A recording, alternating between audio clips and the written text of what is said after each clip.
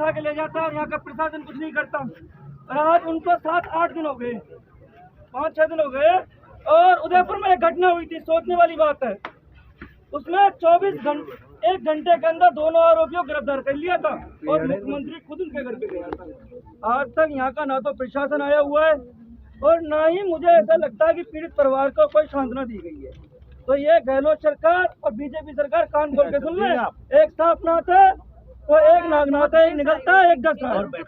अब चाहे मुस्लिम भाई हो, चाहे दलित भाई हो, चाहे आदिवासी भाई हो, चाहे कमजोर भाई हो, मजदूर भाई हो, चाहे किसान भाई हो, किसी का भी खून इस भरतपुर जिले से या इस राजस्थान से या हरियाणा से या उत्तर प्रदेश में किसी का भी खून नहीं बहाया जाएगा। अगर ये सरकार ऐसे करेगी तो हम ईंट से ईंट बजाने का काम करेंगे। और रही बात आंदोलन की, ये आंदोलन जब तक चलेगा, भीम आर्मी का तन मन धन आपके साथ 24 आवर्स खड़ी रहेगी। मैं उस दिन भी आया था, तब भी कह के गया था, परसों के दिन भी आया था। यहाँ के लोग कह रहे थे कि यहाँ के लोग तो निकल के नहीं आ रहे, ये लोग 4-5 आके हल्ला कर रहे। तो मैं कहना चाहता हूँ भाई, जब भाई जाता है ना तो दर्द होता है। उनके 2 बच्चियाँ, एक बच्चा है, एक लड़की है आशीष की, और उनके एक 6 हैं।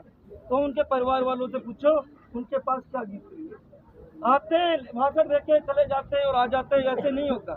इसको अगर न्याय दिलाना है तो हमें अब संगठित रहना होगा, संघर्ष करना पड़ेगा, चाहे ये 15 दिन हो जा, 6 महीने हो जा, यहाँ से उठना नहीं है।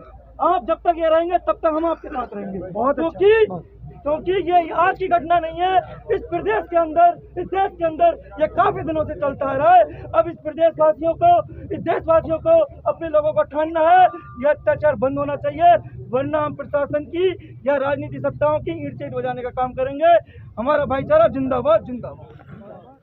मेरे युवा साथी, मेरी बहनें, आप सभी को मेरी ओर से सलाम, जय भीम, जय संविधान। मेरा नाम मुकेश कुमार बैरवा है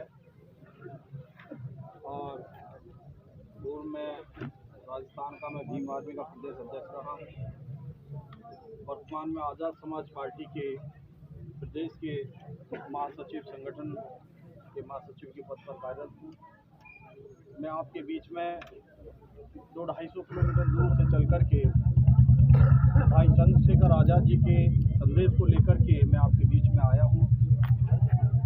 और जिस प्रकार से आज इस देश और प्रदेश में हालात हैं, घटनाएं हो रही हैं, आप आज ही नहीं 2014 से उठा करके जब लेंगे, जब से केंद्र में भाजपा सरकार बनी है, तब से इस देश और प्रदेश में अत्याचार चरम पर बढ़ता जा रहा है।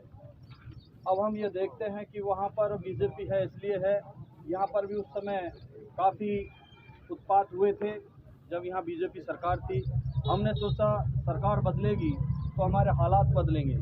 आज यहाँ पर माननीय अशोक गहलोत साहब की सरकार है और कांग्रेस सरकार, जिसका बुनियादी वोट बैंक हम माइनॉरिटी को मानते हैं, मुस्लिम वर्ग को मानते हैं, दलित वर्ग को मानते हैं, आदिवासी को मानते हैं, और आज सबसे ज़्यादा अत्याचार जो हो रहा है तो वो इन्हीं वर्गों के ऊपर हो रहा है।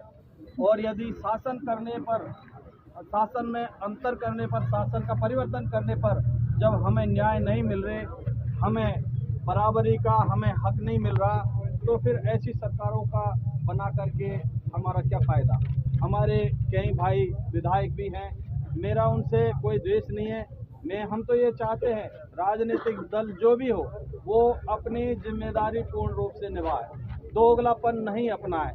जैसे आपने देखा इस राजस्थान में जितेंद्र मेघवाल को मूंछ के नाम पे मार दिया जाता है, आपके एक भाई को पानी के घड़े के नाम पे मार दिया जाता है, आपके एक जो हमारा कार्तिक भील है उसकी हत्या कर दी जाती है, ओम प्रकाश रेगर की हत्या कर दी जाती है, हमारे 2 भाई यहाँ अभी ये इनको है ना जो हत्या कर दी जाती है, जुनेद भाई की और हमारे नासिर भाई की।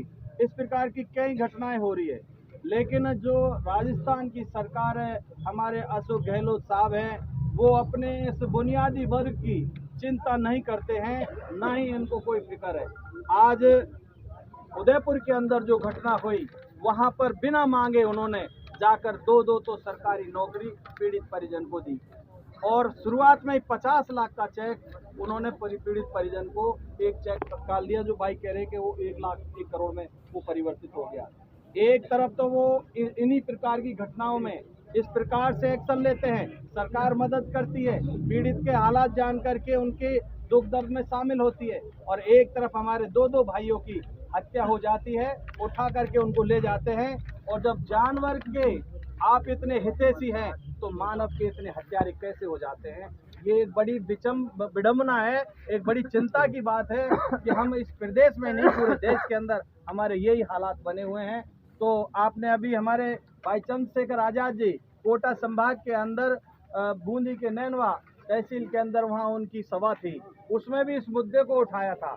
भाई ने बड़े जोर से अपने इस मुद्दे को पीड़ा को उन्होंने जाहिर किया था कि किस प्रकार से दो भाइयों को उठा करके राजस्थान की पुलिस खड़ी देखती रह जाती है, और उन्होंने गौ के नाम पर, बजरंग दल के नाम पर, आरएसएस के नाम पर जो गुंडे आते हैं वो उठा करके ले जाते हैं, हमारे भाइयों को पीट करके उनको जिंदा जला देने का काम करते हैं, और आज तक मुलजिम उनकी पकड़ से बाहर है। तो मैं आपसे निवेदन ये करना चाहता हूँ कि आप सभी के साथ में भीम आर्मी और आज़ाद समाज पार्टी का जो संदेश भाई ने मुझे भेज करके यहाँ पर आपके बीच में दिया है, आपके आदेशों के अनुसार आप जो भी प्लान करेंगे, आपके साथ में कंधा से कंधा मिला करके राजस्थान की भीम आर्मी आज़ाद समाज पार्टी आपके साथ में कंधा से कंधा मिला करके खड़ी है, और आवश्यकता पड़ी तो भाई चंद्रशेखर आजाद भी बहुत शीघ्र आपके बीच में यहाँ पर आपकी इस दुख की घड़ी में शामिल होने के लिए शरीक होने आ रहे हैं। इतना ही कहना चाहूँगा।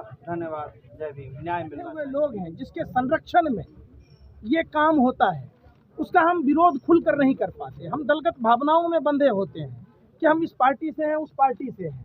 सवाल उठता है कि आखिर 2014 के बाद ही धर्म के आधार पर इतनी नफरत क्यों बढ़ी? और जो प्रधानमंत्री जी सबका साथ, सबका विकास, सबका विश्वास की बात कहते थे, जिस हरियाणा में ये हत्याकांड को अंजाम दिया गया, और जो लोग हत्यारोपी हैं सबके भाजपा के केंद्रीय मंत्रियों के साथ सोशल मीडिया पर भी फोटो वायरल हो रहे हैं। आखिर प्रधानमंत्री जी गौ हत्या के नाम पर जो ये फर्जी गौरक्षक हैं, जो अपने आप को गौरक्षक बताते हैं, यही असली उपद्रवी हैं, यही देशद्रोही हैं। तो जो प्रधानमंत्री देशभक्ति की बात कहते हैं, इसमें सभी पार्टी के लोगों को मिलकर प्रधानमंत्री को भी ज्ञापन देना चाहिए, राष्ट्रपति को भी ज्ञापन देना चाहिए, और ये लड़ाई लड़ी जानी चाहिए कि आखिर कब तक। यही देश भारत है जो नरेंद्र मोदी जी के शासनकाल में बीफ एक्सपर्ट में भारत नंबर 1 कैसे हो गया, और दूसरी तरफ गौरक्षा के नाम पर मासूम लोगों को मारा जा रहा, पीटा जा रहा, जिंदा जला दिया जा रहा। तो इसकी लड़ाई दलगत भावनाओं से ऊपर उठकर हम सबको मिलकर लड़नी होगी, और अपने अपने सोशल मीडिया के माध्यम से अपने अपने तमाम उन तरह से, जिस तरीके से आप मीडिया चूंकि कवरेज तो करेगी नहीं, आपको मीडिया तो सरकार की भांड है। 2024 का चुनाव जैसे जैसे नज़दीक आएगा, हिंदू मुसलमान के एंगल ढूंढे जाएंगे, लगातार प्रयास होते रहेंगे, इसमें कहीं कोई संदेह नहीं है।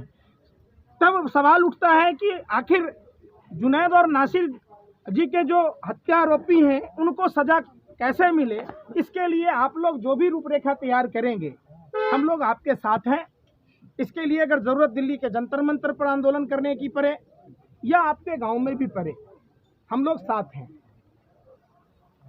निश्चित तौर पर जिस हिसाब से गौ रक्षक के नाम पर जिस तरीके से मॉब लिंचिंग की जाती है, इस पर मॉब लिंचिंग पर सरकार को संसद में कानून बनाना चाहिए।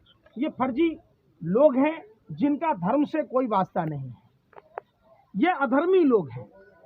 जिस धर्म में नर ही नारायण की बात की जाती हो, जिस धर्म में वायुमंडल के जीव के जिंदा रहने के लिए पक्षियों को दाने डालने की परंपरा हो, जिस धर्म में पेड़ कैसे जिंदा होगा इसलिए पेड़ में जल चढ़ाने की परंपरा हो, ये लोग धर्म विशेष को बदनाम करने वाले लोग हैं।